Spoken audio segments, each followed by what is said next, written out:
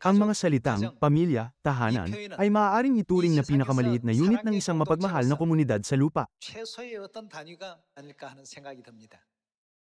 그렇다면 Pagkatapos, sa 가족 pamilya, 안에서 hindi lang tayo dapat na tumanggap 부모로부터 ng 받게 pag-ibig mula 되는 sa ating mga 내린 magulang, 사랑도 있지만 이 kundi 부모님 dapat din nating 향해서 isagawa ang 우리 makaanak na 자녀들이 tungkulin sa ating mga 해야 될 magulang 효의 bilang 어떤 mga 그 anak 도리도 na hindi 우리가 maaaring 빼놓을 수 alisin na 없는 isang katangian ng 사랑의 pag-ibig. 덕목이 Tama. 아니겠습니까? 예, 그래서 오늘 Paano tayo tinuturuan ng 성경에서는 Biblia tungkol 이 sa 효에 makaanak na 대한 tungkulin? 부분들을 어떻게 가르치고 있는가?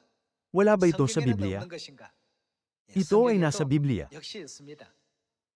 Sa Biblia, naroon ang malalim na kalooban ng Diyos na nagtuturo sa atin tungkol sa makaanak na tungkulin sa langit sa pamamagitan ng pagsasagawa ng makaanak na tungkulin sa lupa. Naniniwala ako na tayo, bilang mga anak, ay dapat ding gumawa ng mabuti para sa ating mga magulang sa lupang ito. Pakiusap, bisitahin ang mga magulang nyo na malapit sa inyo.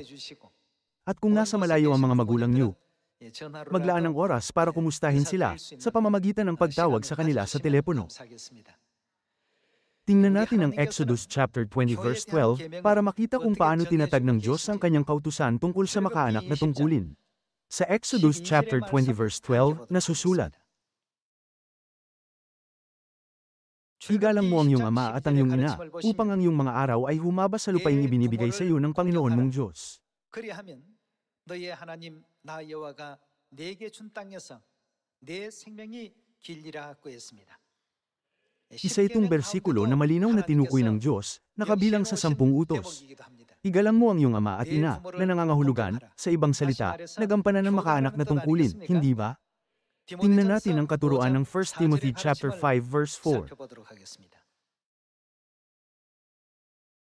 Ngunit kung ang sinumang babaeng balo ay may mga anak o mga apo, hayaang matutunan muna nila ang kanilang, banal na tungkulin sa kanilang sariling sambahayan at gantihan ng kanilang mga magulang, sapagkat ito'y kaaya-aya sa paningin ng Diyos.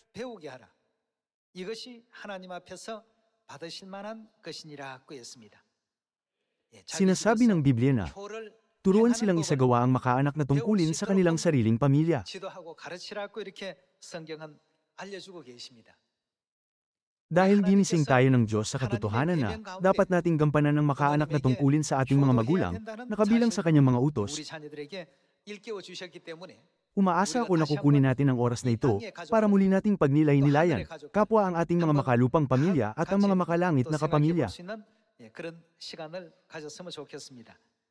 Tingnan din natin ang Leviticus chapter 19 para makita kung paano nilalarawan ng Biblia ang makaanak na tungkulin at ang paggalang sa mga magulang. 성경에 대한 부분을 어떻게 설명하고 있는지를 계속 살펴봅시다. Tingnan natin ang Leviticus chapter 19 verse 3. 말씀 살펴보도록 하겠습니다.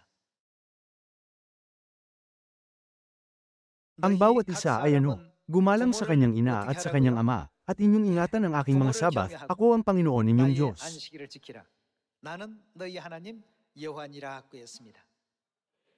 Sa Biblia, patuloy na binibigyang diin ng Diyos ang kahalagahan ng paggalang at pagmamahal sa ating mga magulang sa pamamagitan ng kanyang mga utos. 사랑의 마음에 대해서 계속 또 지적을 하고 있습니다.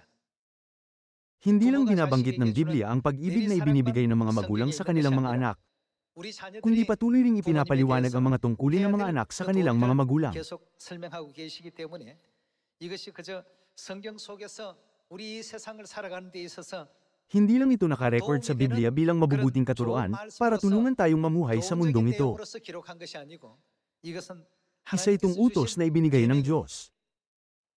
Nais kong hilingin sa inyo na gawin ang lahat ng pagsisikap para maging mga kapamilya ng Zion na laging nagpapakita ng paggalang sa ating mga magulang. 또 노력해 주시길 부탁드리겠습니다.